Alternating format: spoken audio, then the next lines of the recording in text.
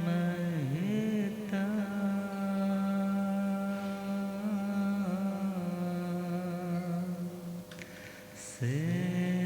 सिंहास से धिस्थिता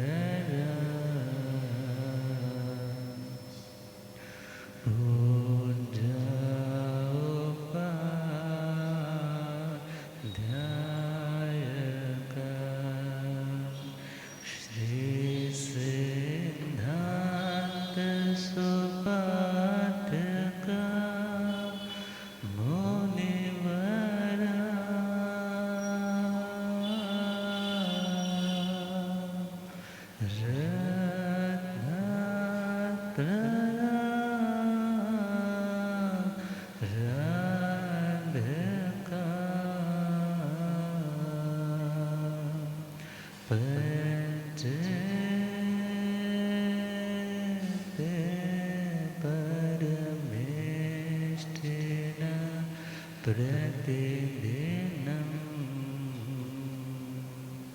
कुर्वन्तु नो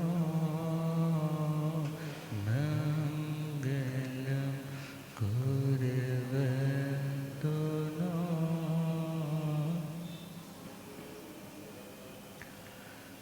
धम्ममङ्गलमुकुटम् अहिंसा संयमो तवो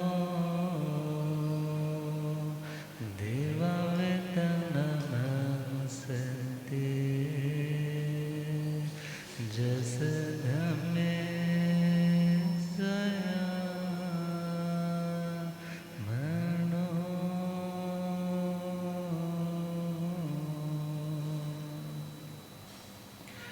श्री महावीरप्रभु को मेरी वंदना श्री महावीरप्रभु को मेरी वंदना वंदना वंदना वंदना वंदना वंदना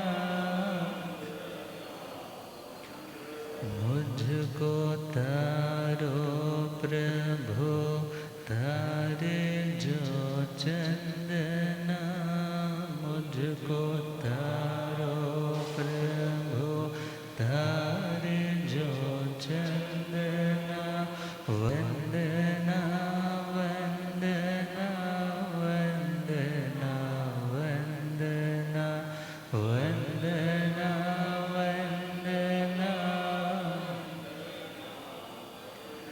मेरी नैया पड़े बीच मझधार के मेरी नैया पड़े बीच मझधार कौन अपना यहाँ बीच संसार के कौन अपना यहाँ बीच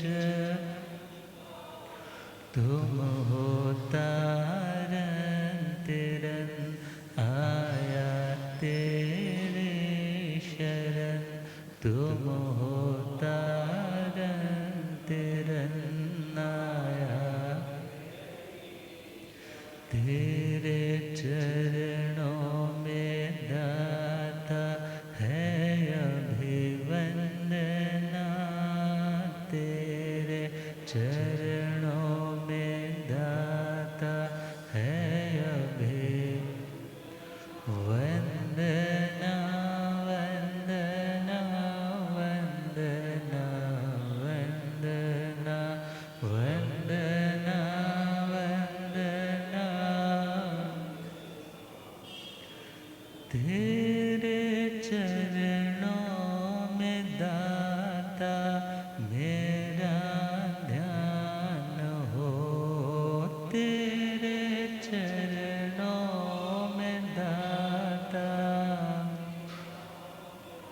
झूठी दुनिया से दिल मेरा अनजान हो, झूठी दुनिया से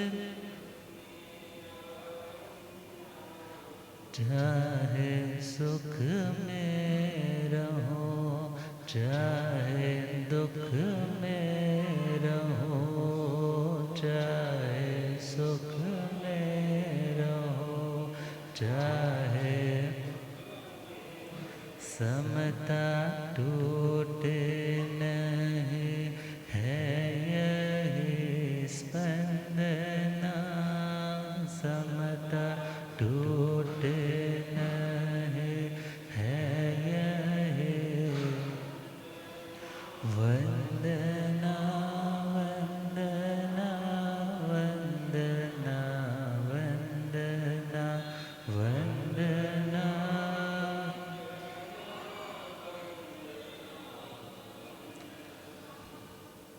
अनंत अनंत शांति के निकेतन शासनपति श्रमण भगवान महावीर स्वामी के पावन चरण रविंदों में हार्दिक भावना वंदन नमन। मेरे अंधेरे जीवन को रोशनी प्रदान करने वाले परम उपकारी आगम ज्ञान के भंडार, आगम ज्ञाता, आगम पुरुष, जिन शास्त्र रतन हिमाचल केसरी उपाध्याय भगवंत श्रद्धे गुरुदेव के पावन श्री चरणों में हार्दिक भावना वंदन नमन। आदरणीय सेवा भावी श्री प्रशमित मुनि जी, धर्म सभा में उपस्थित धर्मानुरागियों, सुशीलवती माताओं एवं बहनों, असीम पुण्योदय से भाग्योदय से आप सबको संतों का समागम और वीतराग वाणी श्रवण करने का सुअवसर प्राप्त हो रहा है। श्रीमद् उत्तराधीन सूत्र 29वां अध्याय सम्यक पराक्रम। व्यक्ति मेहनत करता है कुछ पाने के लिए, गंवाने के लिए मेहनत नहीं करता। कुछ पाना इसलिए चाहता है जो जिंदगी में अभाव के कारण परेशानी है, दुख है, वो दुख परेशानी दूर हो सके। मगर दुनिया के पदार्थ मिलने के बावजूद भी व्यक्ति की आकांक्षा, इच्छा, लालसा, डिजायर कभी समाप्त नहीं होती। इच्छा पूर्ति के लिए फिर पुनः कर्म करना पड़ रहा है। तो ऐसा कौन सा पुरुषार्थ, ऐसा कौन सा स्ट्रगल जिसे करने के बाद जो अचीव हो वो स्टेबिलिटी देने वाला हो, तो वह स्थिति है कर्मों से मुक्त होने की स्थिति। और कर्म के बंधन को तोड़ने में लगाया गया पुरुषार्थ, एनर्जी, शक्ति का प्रयोग, उसका नाम है सच्चा पराक्रम, सच्चा पुरुषार्थ। तो परमात्मा ने 73 पॉइंट्स ऐसे बताए जहाँ पर व्यक्ति अपनी शक्ति का, अपने टाइम का यदि उपयोग करता है तो उस व्यक्ति की तमाम चिंताएं, फिक्र, रोग, शोक सभी सदा सदा के लिए दूर हो सकते। पहला पॉइंट बताया है संवेग। पहला पॉइंट संवेग। संवेग का मतलब, संवेग का मतलब भावनाओं का ऐसा प्रवाह, ऐसा वेग जो अपनी मर्यादा के बांध में बढ़ते हुए अपनी मंजिल तक पहुंच जाता है। एक ऐसी नदी जो बहते बहते सागर में समाकर के समुद्र ही हो जाती है। एक ऐसी आत्मा जो संसारी आत्मा से बढ़ते बढ़ते सिद्ध परमात्मा स्वरूप तक पहुंच जाती है। ऐसे भावों का जो वेग है उसका नाम बोलो संवेग है। तो उस संवेग भाव से परमात्मा ने कहा तुम्हारे अंदर धर्म के प्रति श्रद्धा आएगी। आत्मा का जो धर्म है उस आत्मा के नेचुरल ट्रेट तक, क्वालिटी तक पहुंचने के लिए, क्योंकि आत्मा का स्वभाव दुखी होना नहीं है, अशांत होना नहीं है, छोटी सी अचीवमेंट होने पे इवन एक्साइटेड होना भी नहीं है। आत्मा का स्वभाव नेचर है सब कुछ जानना और देखना, फिर भी स्टेबल रहना। फिर भी क्या रहना? स्टेबल रहना। परिस्थिति कैसे भी हो जाए मगर आत्म स्थिति बिल्कुल शांत रख पाना। तो उस अणुत्तर धर्म की प्राप्ति उसे होती है। मीन्स ऐसी बातें सुनने की रुचि होती है कि जिससे आत्मा की स्टेबिलिटी बढ़ सके, ऐसा जिंदगी में इम्प्लीमेंट करने की भावना आती है जिससे मैं आत्मा परमात्मा स्वरूप, मीन्स परमात्मा मतलब एक आत्मा और एक परमात्मा। आत्मा का मतलब जो कर्मों के साथ जुड़ी हुई आत्माएं हैं। परमात्मा का मतलब प्यूरिफाइड वर्जन ऑफ आत्मा, रिफाइंड वर्जन ऑफ आत्मा, जहाँ पे कार्मिक अशुद्धि मलिनता जरा भी नहीं है। एक है बुढ़े नाले वाली आत्मा, हाँ, और एक है ले लद्दाख की साइड ऊपर जाते हैं ना, पेंगुइन लेक बोलते हैं, एक वहाँ वाली शुद्धि है। अब जहाँ पे इम्प्योरिटीज नहीं है, अब उसका नाम हम क्या कहेंगे? परमात्मा। और जिसके अंदर अशुद्धि है उसका नाम अभी सिंपल वाली आत्मा, संसार वाली आत्मा। मगर मुझ आत्मा के अंदर ही शुद्धता विराजमान है। यदि इस बुढ़े नाले के पानी को भी रिफाइन किया जाए, ट्रीटमेंट प्लांट के थ्रू इसको ट्रीट किया जाए, तो ये पानी भी पीने लायक बन सकता है। ये पानी भी पीने लायक बन सकता है। अब पीने लायक बन सकता है क्या बाहर से कुछ डाला गया? बल्कि नहीं, जो उसके अंदर बाहर से आए हुए दूषित तत्व थे उनको निकाला गया। उनको सिंपल सिमिलरी आत्मा की दृष्टि से देखे तो आत्मा में कुछ डाला नहीं जाता, बल्कि आत्मा की जो इम्प्योरिटीज है, बुराइयां है, पाप कर्म है, उनको निकाल दिया जाता है। और उन्हें निकालने का नाम भी तो धर्म है, उस प्रोसेस का नाम भी तो धर्म है, जो हमारे ओरिजिनल स्टेट तक हमें ज्वाइन करवा सके, जहाँ पर किसी तरह की घुटन ना हो, छटपटाहट ना हो, रोग ना हो, शोक ना हो, जन्म ना हो, मरण ना हो, बस आत्म स्वरूप में। तो परमात्मा कहते हैं संवेग की भावना से धर्म के प्रति ऐसी एक्सीलेंट, ऐसी एक्सट्रीम वाली श्रद्धा, विश्वास, रुचि जागती है जो आज तक पहले जागी नहीं थी। और उस अणुत्तर धर्म श्रद्धा से मोक्ष की अभिलाषा, मुक्त होने की तमन्ना और ज़्यादा इंस्टिगेट हो जाती है, इन पॉजिटिव सेंस और ज़्यादा बढ़ जाती है। जैसे पुराने ज़माने में चूल्हा होता था, तो चूल्हे में पाथियाँ लगाई होती, लकड़ियाँ लगाई होती। अब जब चूल्हा थोड़ा ठंडा होने लगता तो क्या करते? फूकना होता था, हाँ, या पक्की होती थी, उसको क्या करते? अग्नि को प्रचंडता देते और उसमें उग्रता भरते और तीव्रता भरते। इसी प्रकार धर्म श्रद्धा, जब धर्म की बातें सुनी तो अंदर मोक्ष की अभिलाषा वो और प्रचंड होती।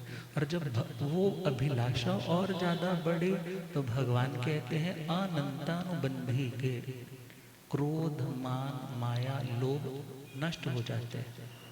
क्रोध, मान, माया, लोभ, ये जो संस्कार, जैसे अभी पीछे सुन रहे थे ना कि पाकिस्तान में हमारे इंडियन आर्मी वालों ने क्या किया, उनके कई जगह कई ठिकाने क्या करते हैं, ध्वस्त कर दिए। उन्होंने भी पहल की, इन्होंने डिफेंस के लिए क्या किया, उनकी कई चौकियां ध्वस्त कर दी।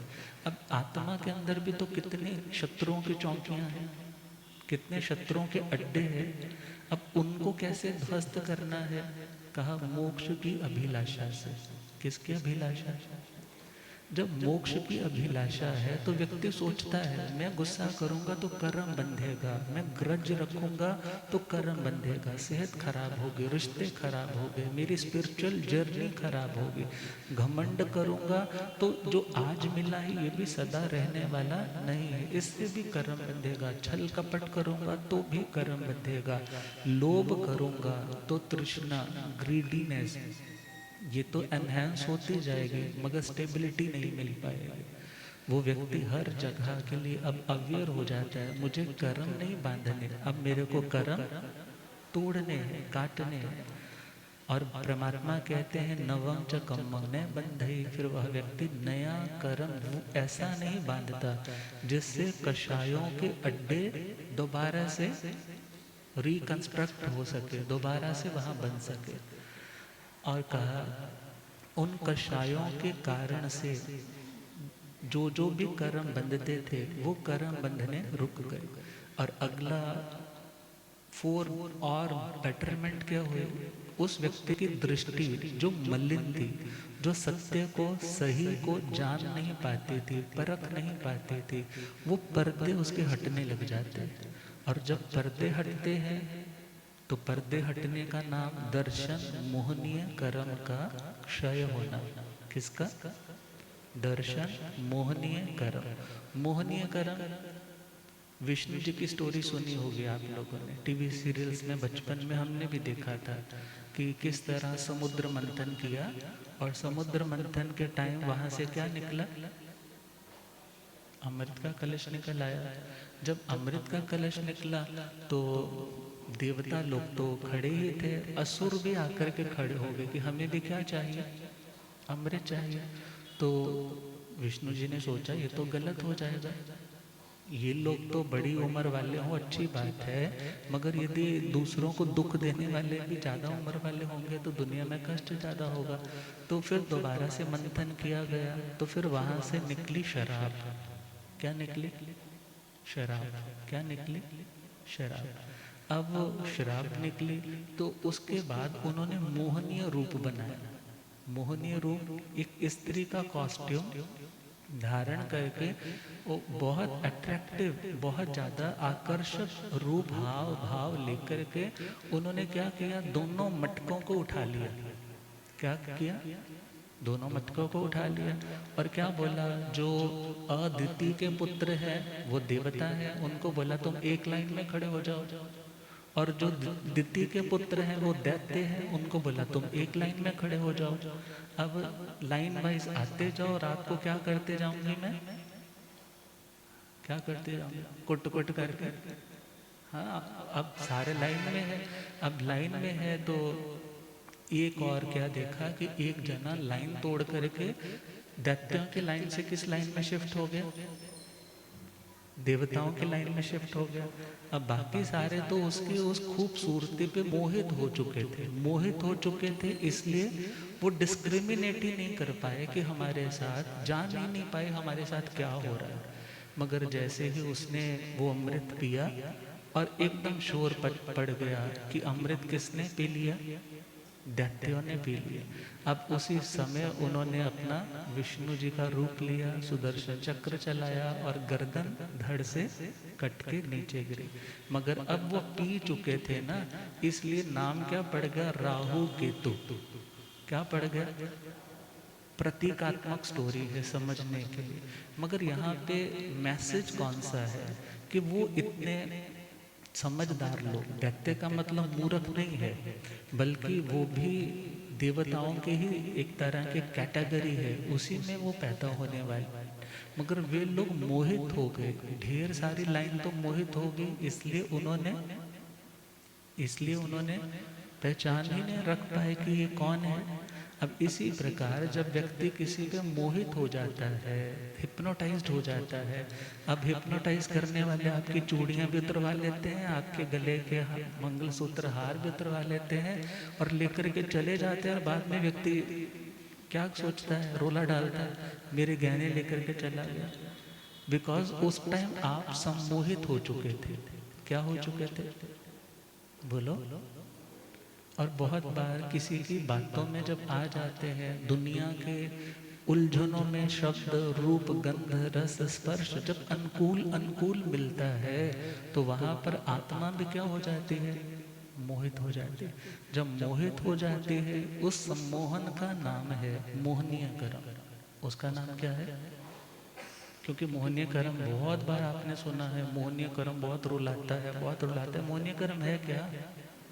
जो मोहित कर देता है, हिप्नोटाइज कर देता है, सम्मोहित कर देता है। व्यक्ति आपे में नहीं रह पाता, व्यक्ति सामने वाले के हाथ में जो रिमोट है उसके अकॉर्डिंगली चलने लग जाता है। तो मोहनीय कर्म के दो सेक्शन है, पहला दर्शन मोहनीय, दूसरा चारित्र मोहनीय। पहला दर्शन मोहनीय, दूसरा चारित्र। दर्शन मोहनीय जो हमारी समझ सूझ बूझ, हमारी दृष्टि, हमारी विजन, हमारा एटीट्यूड, हमारे नजरिए को दूषित कर देता है, पल्यूट कर देता है, या उसको गलत कन्वर्ट कर देता है। उस कर्म का नाम क्या है? दर्शन मोहनीय कर्म। तो अब उसमें मिथ्यात्व मोहनीय है, मिश्र मोहनीय है, सम्यक तो मोहनीय। मिथ्यात्व मोहनीय का मतलब तो टोटल ब्लैकआउट। टोटल क्या है? टोटल ब्लैकआउट, कुछ भी दिखाई नहीं दे रहा है। और यहाँ दिख रहा है तो विपरीत दिखाई दे रहा है, उल्टा दिखाई दे रहा है। और मिश्र का मतलब है मिक्सचर। मिश्र का मतलब mixture of correct and incorrect, सही और गलत का जो मिक्सचर है उसका नाम क्या है? कई बार हमारी मान्यता में क्या आ जाता है, हाँ ये भी ठीक है और ये भी ठीक है, मगर ये भी किसके कारण? मिश्र मोहनीय कर्म के उदय होने के कारण। उसके बादल आगे आए तो विजिबिलिटी कम होगी। तीसरा है सम्यक तो मोहनीय। तीसरा कौन सा? ये इतना ज़्यादा हार्मफुल तो नहीं है, मगर हाँ यदि इसे भी दूर ना किया जाए तो धीरे धीरे लेयर बाय लेयर जमते जमते ये भी मिथ्यात्व में कन्वर्ट हो सकता है। जैसे सपोज करो मेरी आंखें बिल्कुल तंदुरुस्त हो, अभी तो नंबर वाला शीशा लगा है। सपोज ये आंखें बहुत बिल्कुल ठीक है, कोई नंबर नहीं है, फिर भी मैंने क्या पहन रखा है? सपोज मैंने फिर भी चश्मा पहन रखा, तो वो ग्लास मेरी नज़र को क्या नहीं कर रहा? बाधित नहीं कर रहा। मैं देख तो पा रहा हूँ, मगर अब इसके ऊपर यदि स्मोक आ रही है, फोग आ रही है, ह्यूमिडिटी आ रही है, मिट्टी डस्ट आकर के जमती जाए जमती जाए जमती जाए, तो मैं फिर देख बाहर की चीज़ों को नहीं पाऊंगा। तो सम्यक तो मोहनीय कर्म अपने आप में स्टार्टिंग में बुरा नहीं है, मगर धीरे धीरे लेयर बाय लेयर बढ़ती जाए तो ये भी क्या हो सकता है? हमारे दृष्टि को, हमारी श्रद्धा को, हमारे विश्वास को, रुचि को गलत डायरेक्शन में लेकर के जा सकता है। पहला सेक्शन है दर्शन मोहनीय का, दूसरा है चारित्र मोहनीय। चारित्र का मतलब जो सही है, जो करेक्ट है, उस करेक्ट रास्ते पर चलने की हिम्मत जुटा करके आगे बढ़ना। अब आगे बढ़ने का नाम क्या है? प्रैक्टिकली। एक होती है नॉलेज, बुकिश नॉलेज, थ्योरी की नॉलेज, और एक होती है प्रैक्टिकली वो नॉलेज ट्रांसलेट होती है। प्रैक्टिकली वो नॉलेज ट्रांसलेट होती है। जब प्रैक्टिकली हमारी वो नॉलेज ट्रांसलेट होती है उसका नाम होता है चारित्र। और जो हमारी उस ट्रांसलेशन को, आचरण को, अमल को, हम जिंदगी में बहुत चीज़ों पर अमल नहीं कर पाते, तो उसको जो रोकने वाला है उस कर्म का नाम चारित्र मोहनीय कर्म। अब उसमें 4 कषायों के 16 भेद आ जाते हैं अलग अलग टाइप से। फिर 9 कषाय आ जाते हैं, हास्य रति अरति भय शोक जुगुप्सा, स्त्री वेद, पुरुष वेद, नपुंसक वेद, और बाकी ये मिथ्यात्व मोहनीय इत्यादि आ जाते हैं। तो खैर हम सिंपल इतना समझे कि जब हमारा दृष्टिकोण क्लियर होने लग जाता है तब हमें अपने और पराये का बोध हो जाता है। अपने का और पराये का। अब जो अपना है हम उस पर टाइम इन्वेस्ट करेंगे, जो अपना नहीं है उस पर टाइम इन्वेस्ट, जिसने अपना होना ही नहीं है, ठीक है अपने नेचर है कि अनकंडीशनली हम सबकी सर्विस करें, सबकी सेवा करें, मगर कोई अपेक्षा ना रखे। अब जब आत्मा अपने लिए कर्म करने लग जाता है तो वह आत्मा कर्म करते करते अकर्म की स्थिति में पहुंचता है। अकर्म की स्थिति जहाँ पर फिर कर्म करने की जरूरत नहीं होती। तो भगवान कहते हैं वह अपने दर्शन को, श्रद्धा को और श्रद्धा के ऊपर आए हुए पर्दों को जब हटा देता है तो विजन क्लियर हो जाती है, शायक सम्यक्त्व का लाभ हो जाता है। कोई आत्मा उसी भव में मुक्त हो जाती है और कोई आत्मा शायक सम्यक्त्व मीन्स 3 भव तक रेगुलर कॉन्टिन्यूसली बना रह सकता है। शायक सम्यक्त्व कल समझा था ना, 5 तरह का सम्यक्त्व। तो शायक सम्यक्त्व 3 भाव तक रेगुलरली बना रह सकता है। इवन राजा परदेसी के बारे में भी सुनते हैं कि राजा परदेसी अब इतनी ऐसी अवस्था में भी घर वाली ने जहर दे दिया है तो भी बिल्कुल क्या है, अब शांत है। राजा श्रेणी के लिए भी सम्यक्त्व की भावना तो उत्तम है, भले आयुष्य बंध चुका है इसलिए अंतिम अवस्था में परिणति ठीक नहीं आई। तो अब विचार करना है, जब किसी का सम्यक्त्व दृष्टिकोण निर्मल हो जाता है तो फिर वो ज़्यादा लंबे समय के लिए भटकता। सपोज हमें पता लग जाए मेरे में ये बुराई है, मेरे में ये बुराई है, मुझे इसे दूर करना है, मुझे इससे प्यार नहीं करना है, मुझे अपनी बुराई से प्यार नहीं करना है। अब जिस व्यक्ति को ये पता लग जाए मेरे अंदर बुराई है तो वो व्यक्ति आज नहीं कल आने वाले समय में उस बुराई को छोड़ने की हिम्मत जुटाएगा। मगर जिसको ये लगता है ये तो चलता ही है, ये तो होता ही है, तो वह व्यक्ति अपनी उस बुराई से कभी मुक्त नहीं हो सकता। अब जिसकी दृष्टि निर्मल होगी, जिसका विजन, जिसका वे ऑफ थिंकिंग सही हो गया, सही को सही गलत को गलत समझने लग पड़ा, फिर वह व्यक्ति गलत को छोड़ने के लिए तैयार होगा और सही पर चलने की हिम्मत के साथ तैयार होगा। और परमात्मा कहते हैं कोई व्यक्ति तो उसी भव में सिद्ध हो जाता है और कोई 3 भव से ज्यादा संसार यात्रा को लांघता नहीं। अब इसी के संदर्भ में स्टोरी आती है धन्ना शालिभद्र जी। किनकी आती है? धन्ना शालिभद्र जी। आज के टाइम की यदि थोड़ी सी हल्की सी कंपैरिजन करें तो अडानी अंबानी बोलो या बिरला बोलो या कोई और बिल गेट्स इत्यादि बोलो कि बहुत बड़े बड़े मिलियनायर बिलियनायर्स रहे होंगे, मगर ये तो उनसे भी अपर लेवल के। अब जब स्टोरी सुनेंगे तो पता चलेगा। राजगृही नगरी, कौन सी नगरी? राजगृही नगरी। और राजगृही नगरी में गुणशीलक नाम का एक उद्यान है। उद्यान का मतलब गार्डन है, थोड़ा सा नॉर्मल समतल भूमि से जो थोड़ा ऊपर उठा हुआ हिस्सा होता है, जहाँ पर हवा की क्रॉसिंग फ्रेशनेस ज़्यादा होती है, उसका नाम उद्यान रहता है।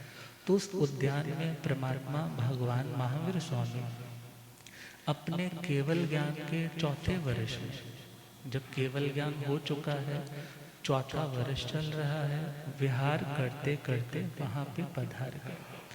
और इससे पूर्व परमात्मा के चरणों में वहाँ का एक बहुत समृद्ध सेठ है जिसका नाम है गौभद्र। क्या नाम है? गौभद्र। भगवान की देशना सुनी, वैराग्य आया कि मैं जिसके लिए भाग रहा हूँ ये पदार्थ मेरे अपने कभी होने वाले नहीं है। अब आत्मा की शांति के लिए काम करना चाहिए, जन्म मरण से मुक्त होने के लिए काम करना चाहिए। बहुत कमा करके दे दिया परिवार को, अब मुझे अपना भी कुछ देखना है। और इस इंटेंशन से उन्होंने सारा कार्यभार बच्चों को सौंपा और दीक्षित हो गए। अब इधर बेटा भद्रा सेठानी है और भद्रा के बेटे का नाम है शालिभद्र। क्या नाम है? शालिभद्र। और बहन है उसका नाम है सुभद्रा। क्या नाम? सुभद्रा। टाइम आने पर बच्चों की शादियां होती है और वो साधु भव से संथारा लेकर के काल किए, संलेखना और संथारा। संलेखना जिसमें कर्मों को पहले कृश किया जाता है, कमजोर किया जाता है, और संथारे का मतलब अब संस्थारक, जिसको बिछा दिया कि अब हम अपनी मोक्ष की यात्रा के लिए क्या हो गए हैं, तैयार है। अब सर्व कर्म क्षय करने का लक्ष्य है, जितने होंगे वो तो निश्चय से परमात्मा जाने। तो उन्होंने संलेखना, संधारा, पंडित मरण की तैयारी कर। अब सराग अवस्था है। कौन सी अवस्था? अभी राग टूटा पूरी तरह से नहीं है। काल करके देवता बने। क्या बने? यदि वीत राग हो जाते तो मोक्ष में जाते, यदि वीत राग हो जाते तो मोक्ष में जाते, मगर अभी राग बाकी है। तो वहां से काल करके देवता देखा कि बेटे की शादी हो रही है 32 कन्याओं के साथ। अब मन में मोह जागने लगा कि मैं अपने बच्चों के लिए कुछ कर ही नहीं पाया। जब ये छोटा था तब तो मैं साधु बन गया था। चलो अब मेरे को किसी रिद्धि की कमी नहीं। तो उन्होंने रेगुलरली क्या ट्रेंड बनाया, 33 पेटियां, 32 तो बहुओं के लिए और एक पेटी किसके लिए, बेटे के लिए, जिसमें रेगुलर की उनके ऑर्नामेंट्स, ज्वेलरी, रेगुलर उनका जो ड्रेसअप है, वो हार श्रृंगार सब कुछ हर रोज कहाँ से आने लगा, देवलोक से। बड़ी सीधी पहुंच होगी। अब जब इतने, अब उनके घर में तो चमत्कार रोज ही हो रहा था। क्या हो रहा था? चमत्कार का मतलब जो चीजें कभी कभी दिखने को मिले और व्यक्ति जिसको देख करके बोले अमेजिंग। अब ये अमेजिंग सरप्राइजिंग चीजें तो उनके घर में क्या हो रही थी, जेन्युइनली हो रही थी, रोज हो रही थी, कॉमनली हो रही थी। तो उन्हें कोई ऐसा चमत्कार वाला कुछ लगा नहीं लगा। अब जिंदगी चल रही है, सुखों में पल भरे रहे हैं, और इधर जो बेटी है सुभद्रा, उसका ब्याह बहुत बड़े समृद्ध साहूकार के घर पे किया, जिसका नाम है धन्ना। क्या नाम है? धन्ना। अब शादी हो गई है और उधर भी वो 8 पत्नियां हैं। कितनी पत्नियां हैं टोटल? और इधर कितनी है?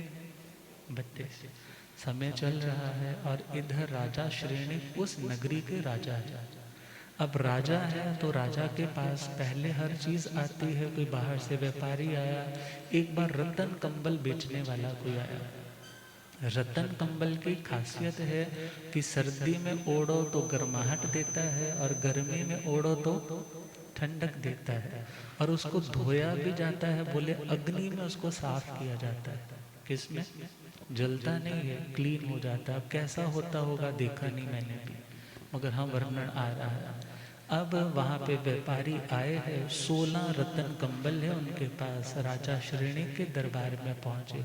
चिलना महारानी ने भी देखा, पसंद तो बहुत आया, कपड़ा टच करके देखा है, मगर जब दाम पूछा बोले 1.25 लाख स्वर्ण मुद्रा। कितना?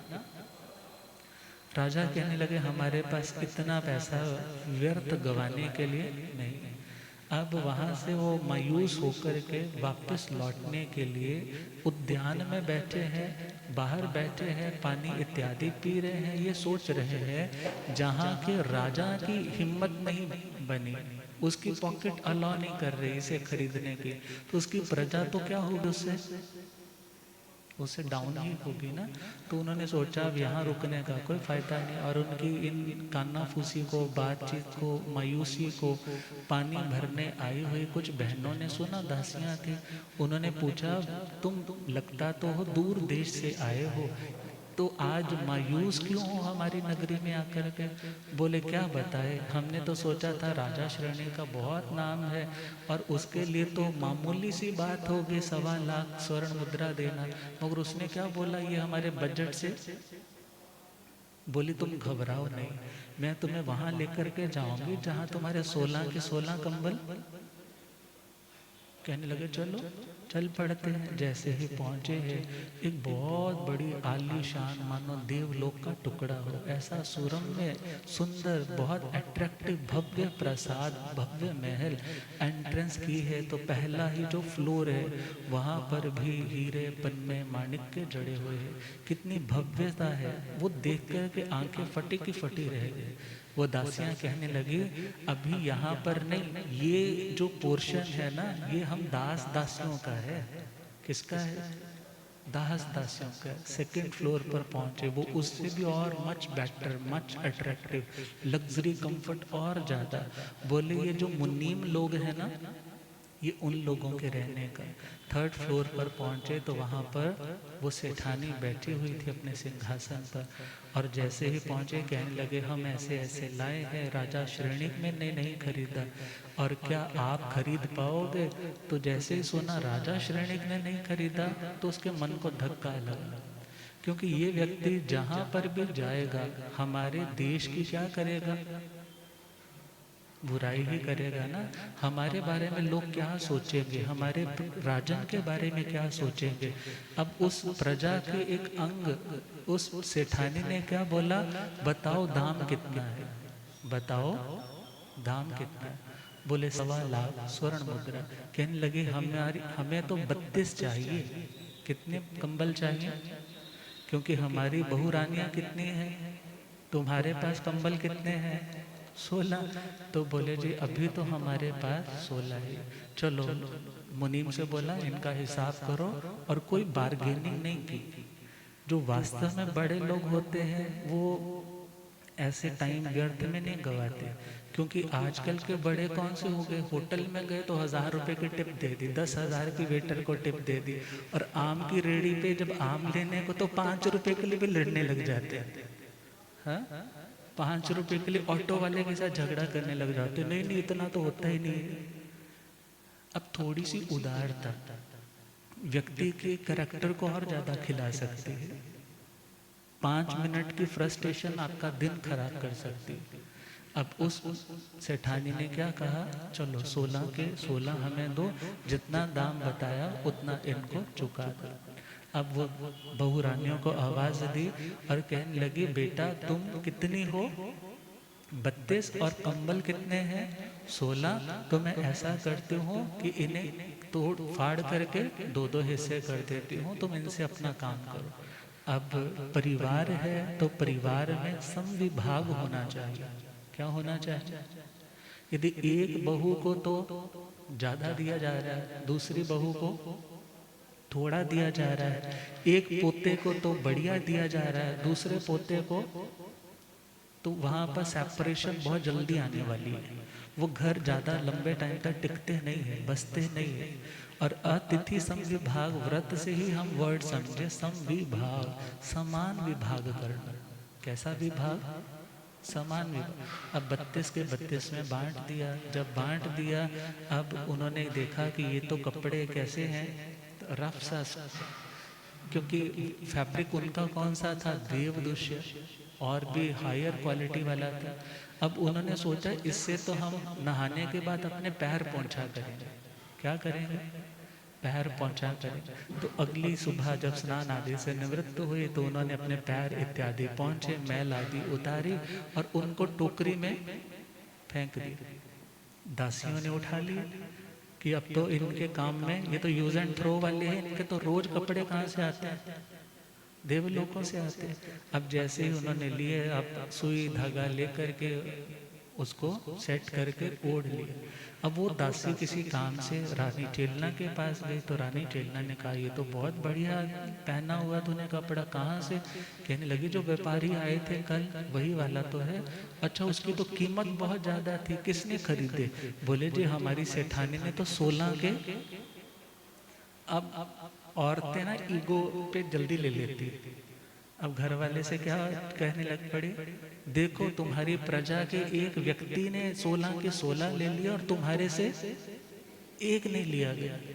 अब जैसे कैसे करके मेरे को एटलीस्ट एक रतन कंबल अवेलेबल करवाओ। अब राजा अभय कुमार मंत्री की ड्यूटी लगवाई। पूछा, बोले व्यापारी तो यहाँ से जा चुके हैं, अब हमारे पास रतन कंबल कोई नहीं है। अब यदि कुछ खोजना है तो आप कहाँ चले जाओ? भद्रा सेठानी के पास। वहां पर पहुंचे, कहने लगे जी अब हम अपनी महारानी को यूज किए हुए कपड़े फाड़ करके दिए हुए कपड़े थोड़े देंगे, क्योंकि जो राजा की रानी है वो तो हमारी देवी माता के समान है। हम उनको ऐसे कपड़े नहीं, फिर भी उसने कुछ और गिफ्ट्स ऑर्नामेंट्स लिए और अभय कुमार के साथ राजा के महलों में विजिट किया, सारी बात बताई और क्या कहा कि महाराज हमारे तो रोज कपड़े कहाँ से आते हैं बच्चों के, देवलोकों से आते हैं। अब इतनी लंबी पहुंच है तो कहने लगे चलो फिर बाकी कंबलों का क्या किया, कहने लगे वो तो आधे आधे करके फाड़ करके क्या हो गए हैं, अब तो देने लायक नहीं है, इसलिए आप मुझे क्षमा का दान दीजिए, मैं आपको वो अवेलेबल नहीं करवा पाऊँ। फिर कहने लगे हजूर यदि आपकी भावना हो तो मैं आपको इनवाइट करने आई हूँ कि आप कहाँ पधारिए, मेरे घर पे पधारिए और मेरे घर को पावन कीजिए। अब उसके अंदर भी क्यूरियोसिटी थी, जिसके पास मेरे से भी ज़्यादा पैसा है, जहाँ पर देवलोकों से ऐसी पेटियाँ उतरती हों तो मैं भी देखूं जा कर के। और अगली सुबह तैयारी करके वो पहुँचे हैं, जैसे ही पहली मंजिल पहुँचे, दूसरी तीसरी पहुँचे, कहने लगे अब तो मेरी क्या होगी, बस हो।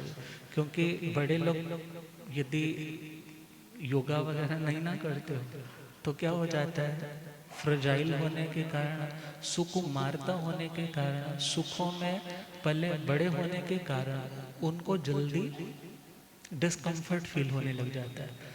अब वो कहने लगे मैं अभी यहीं विश्राम करता हूँ, तो फिर दोबारा ऊपर चढ़ते। बोले जी बेटा तो 7वीं मंजिल पे, बेटा कहाँ है, 7th फ्लोर पे है और वो अपनी उन रानियों के साथ सारा दिन रात दुनिया के सुखों में ही लीन रहता है, व्यापार का उसको कोई फिक्र नहीं है, व्यापार भी कौन संभालती है, माँ संभालती है। अब कहने लगे मैं जाकर के बुला के लाती हूँ, जैसे ही पहुंची है कहने लगी बेटा उठ, क्योंकि वो तो मोह की नींद में है, बेटा उठ नीचे आ जा। कहने लगा क्या है माँ, कौन आया है, क्या कौन सा व्यापारी आया है, बोले जी राजा श्रेणी काय है। कौन आए हैं, राजा श्रेणी काय है। अच्छा माँ तो फिर खरीद लो ना, जितने रुपए में मिलता है खरीद लो और भंडार में उसको रख लो। अरे ऐसा थोड़े बोलते हैं, वो तो हम सबके नाथ है, हम सबके क्या है, नाथ है, राजा है, अन्नदाता है वो हमारे, तुम आओ नीचे उनको प्रणाम करो। एकदम सदमा सा लगा, अरे हमारे ऊपर भी कोई नाथ बैठा हुआ है, हमारे सर से ऊपर भी कोई अगला आदमी है। चलो मन मार करके नीचे तो आए और राजा श्रेणिक ने प्रेम पूर्वक उसको गले लगाया, मगर वो उनकी बॉडी हीट को भी सह नहीं पाया और एकदम सफोकेटेड सा होकर के दूर हो गया। क्यों, क्योंकि सुखों में ही रहा है, बिल्कुल अनुकूलताओं में रहा है, मानो मक्खन की तरह शरीर पिघलने सा लग पड़ा। राजा कहने लगे बैठो बेटा, मैं तो आज मिलने के लिए आया था, मगर प्रणाम भी मान कह रही है, बेटा प्रणाम करो, सिर्फ गले ही नहीं मिलते बड़ों से, बड़ों को क्या करते हैं, प्रणाम। अब मन मार करके प्रणाम तो किया, मगर अंदर आवाज आने लगी कि ऐसे जीवन का क्या करना जब किसी के आगे मेरे को झुकना पड़े, मेरे से भी बड़ा कोई सिर पर बैठा हो। अब सोच में पड़ गया, राजा को तो अलविदा कर दिया और उधर आचार्य स्थविर धर्म घोष जी आए थे, वहाँ सत्संग में प्रवचन में चला गया और जैसे वहाँ पर सुना कि हे आत्मा, यदि तुम अपने नाथ बनना चाहते हो तो तुम्हें सभी जीवों का नाथ बनना होगा, तुम्हें सुखों के इस नश्वरता को जान करके परम सुख के लिए दुनिया के भोगों का विसर्जन करना होगा। आत्मा ऐसी जागी कि माँ को आकर के डिक्लेयर कर दिया कि मैं आने वाले 33वें दिन क्या लूंगा, दीक्षा, 1 बाय 1 डे बाय डे एक एक पत्नी का त्याग करूंगा और 32 दिन कंप्लीट होने पे मैं क्या कर लूंगा, बोलो, आपकी तो एक एक ही है ना, क्या ले लूंगा, दीक्षा ले लूंगा। अब जैसे ही माँ ने सुना आंखों से झरझर आंसू आने लगे, तब तो छोटा था, पिता ने भी दीक्षा ले ली, मेरे लिए तो सहारा कौन है, तू ही तो है। मगर कहने लगा माँ अब मुझे मोह के जाल में फंसना नहीं। अब जैसे ही माँ की बात वो सुन रहा है, गुरुदेव पधारे, हो रब मेरा सतगुरु बन के आया,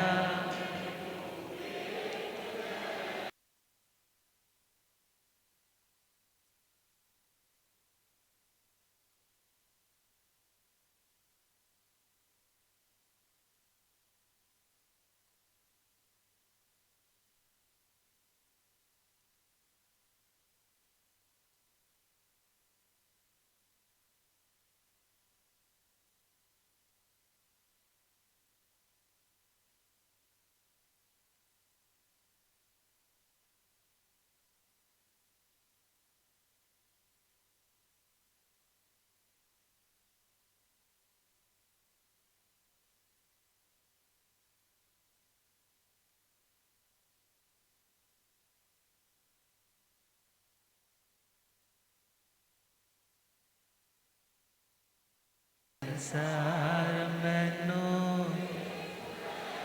होए थे झुकदा है संसार मैनू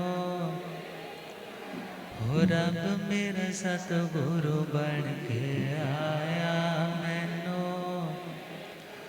हो पौंदे पौंदे पानी देंदा सूके बूटे हरे कर देंदा पौंदे पौंदे सूके ओ केहड़ा माले बन के आया मैनू वेख लैण दे ओ केहड़ा माले बन के आया मैनू हो रब मेरा सतगुरु बन के आया मैनू भूले आगम ज्ञाता आगम पुरुष शास्त्र तंध हिमाचल केसरी उपाध्याय भगवंत श्रद्धे गुरुदेव श्री जितेंद्र मुनि जी। तो जैसे ही धन्ना के पास भी ये सूचना पहुंची कि ब्रदर इन लॉ कानूनन भाई क्या जिद कर रहा है, क्या लेनी है, दीक्षा लेनी है, मगर सुना अनसुना सा कर दिया।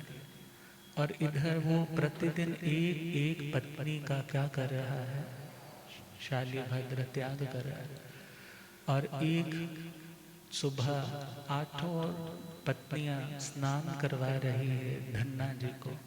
किसी के हाथ में लोटा है, किसी के हाथ में चंदन है, किसी के हाथ में कुछ है। तो बातें भी कर रही है, हंसी मजाक भी कर रही है, मगर सुभद्रा का ध्यान कहाँ पर है। मेरा भाई सुकुमार सुखों में पला बड़ा और वो क्या लेने की प्रतिज्ञा ले चुका है, दीक्षा। अब कुछ ही दिन बाकी है और सभी सुखों का त्याग करके वो साधु हो जाएगा। आंखों से झरझर आंसू बहने लगे। अब कहाँ कुएं का बावड़ी का ठंडा ठंडा पानी गिर रहा हो और बीच में आंसुओं के ड्रॉप्स पीठ पर महसूस हुए हो, तो धन्ना ने मुड़कर के देखा, अरे सुभद्रा तू रो क्यों रही है, तेरी आंखों में आंसू क्यों है।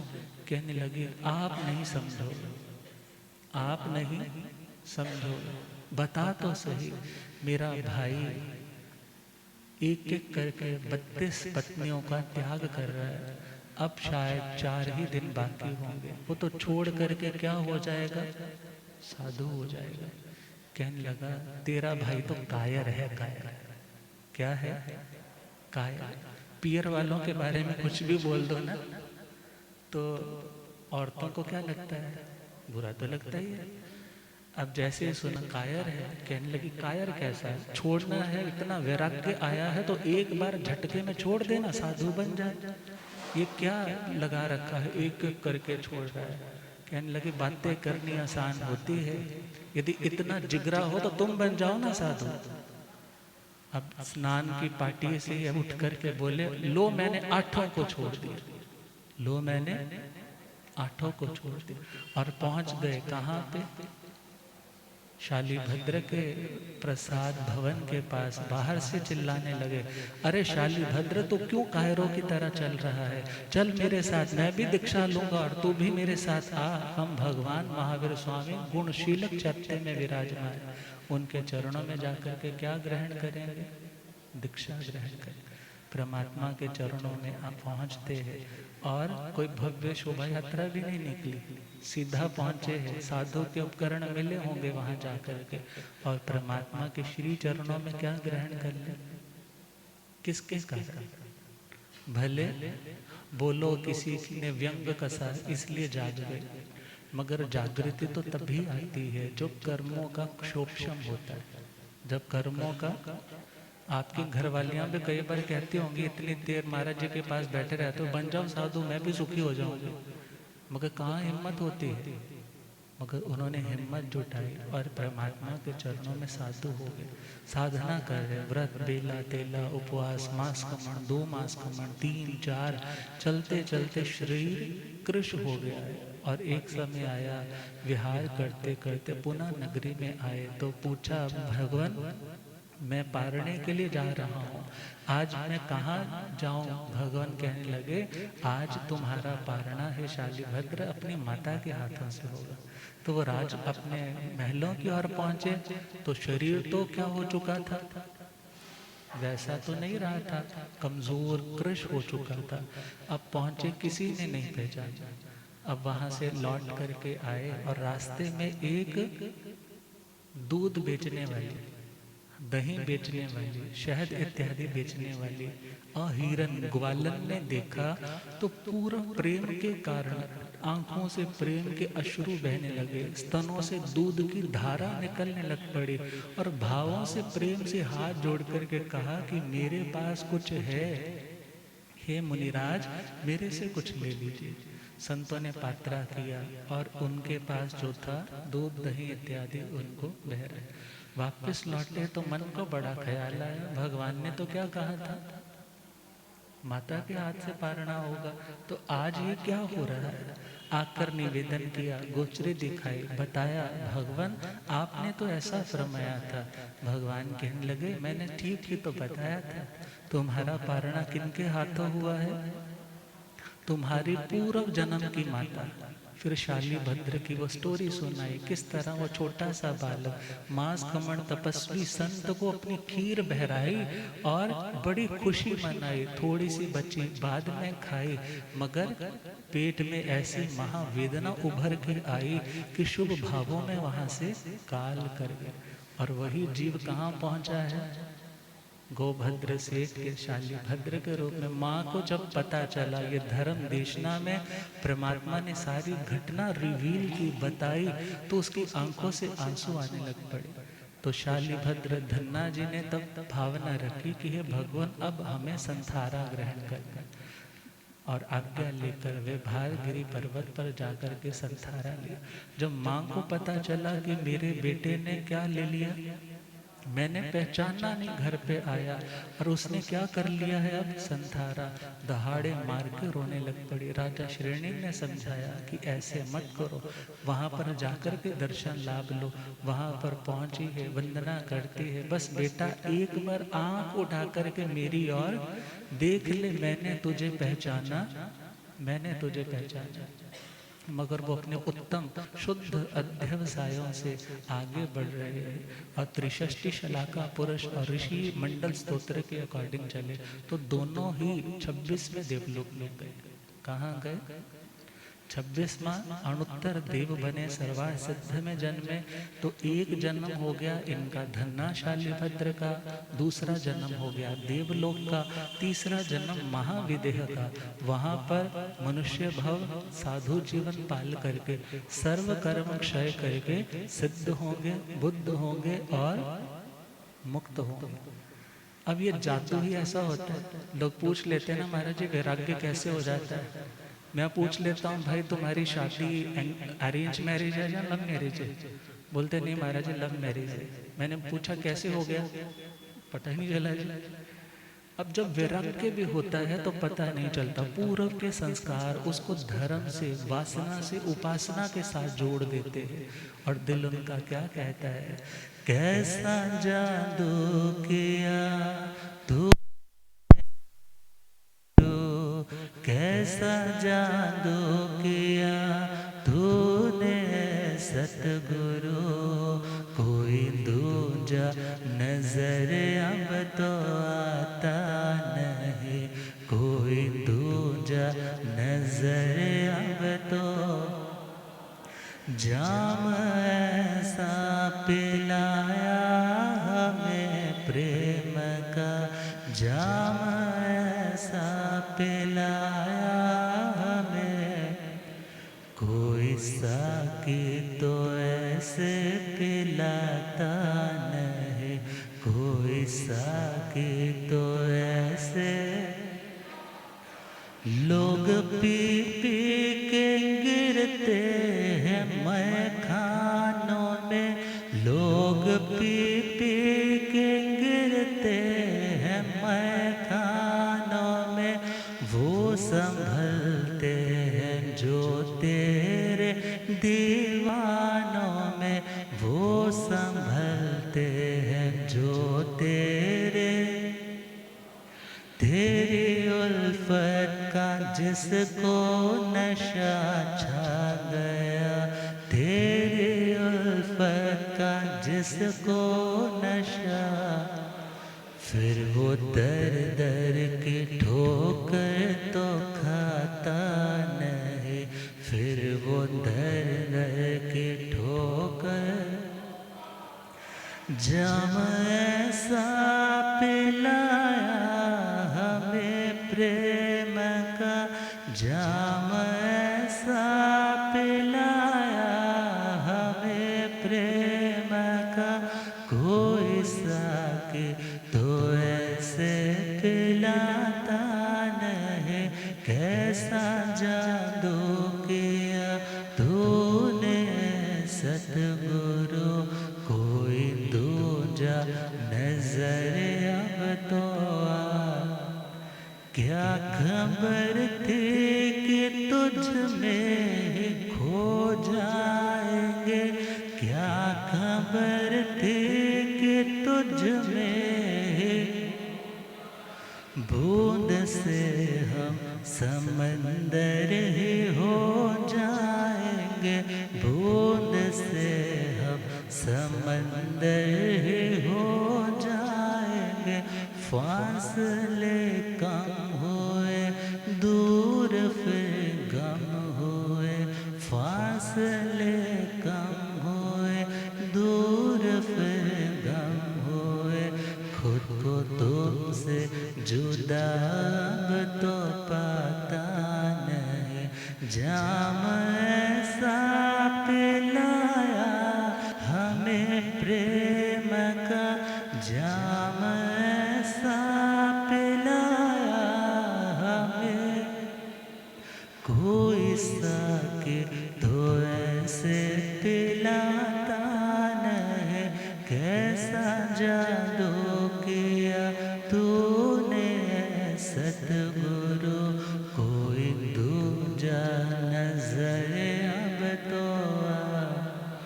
डोर मेरी प्रभु है तेरे हाथ में, डोर मेरे प्रभु है,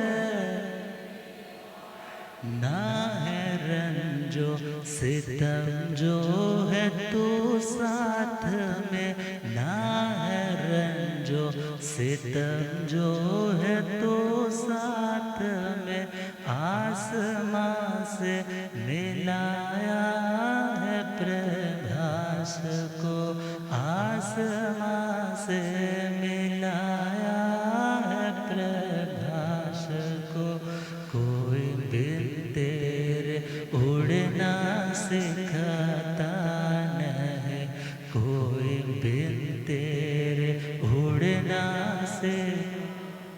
जाम ऐसा पिलाया हमें प्रेम का, जाम ऐसा पिलाया हमें, कोई साके तो ऐसे पिलाता नहीं, कैसा जादू किया तूने सतगुरु, कोई दूजा नजर अब तो आता नहीं, कोई दूजा नजर अब तो आता नहीं। बोलियो उपाध्याय भगवंत श्रद्धे गुरुदेव श्री जितेंद्र मुनि जी। तो श्रद्धे गुरुदेव कृपा फरमाए इन्हीं भावों के साथ ओम।